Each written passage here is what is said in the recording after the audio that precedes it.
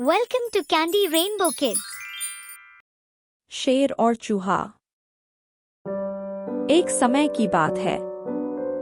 एक दिन जंगल का राजा शेर एक पेड़ के नीचे गहरी नींद में सो रहा था। उसी पेड़ के नीचे एक चूहे का बिल था। चूहा अपने बिल से बाहर निकला और उसने शेर को गहरी नींद में सोया हुआ समझकर उसके पास आकर उछल-कूद करना शुरू कर दिया। चूहे की लगातार इस उछल-कूद के कारण अचानक शेर की नींद खुल गई और उसने झट से चूहे को अपने नाखूनदार पंजों में पकड़ लिया।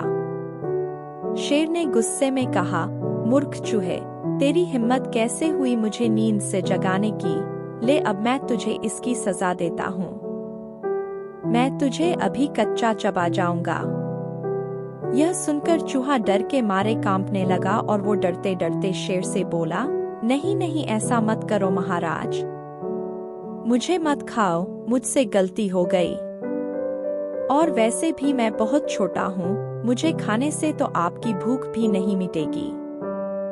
मुझ पर दया करो, मैं आपकी इस दया को कभी नहीं भूलूंगा। शायद किसी दिन मैं आपकी कोई मदद कर सकूं।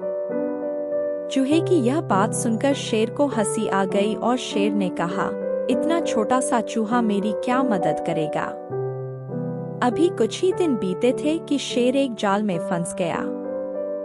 शेर ने उस जाल से बाहर निकलने के लिए खूब कोशिश की पर सफल न हो सका। इस तरह थक हार कर शेर ने जोर जोर से दहाड़ना शुरू कर दिया। शेर की दहाड़ जंगल में दूर दूर तक सुनाई देने लगी। जब शेर की ये दहाड़ उस चूहे ने सुनी तो उसने सोचा कि जरूर जंगल का राजा मुसीबत में है। वह बिना कुछ सोचे उस आवाज की तरफ दौड़ा और जल्द ही शेर के पास पहुंच गया।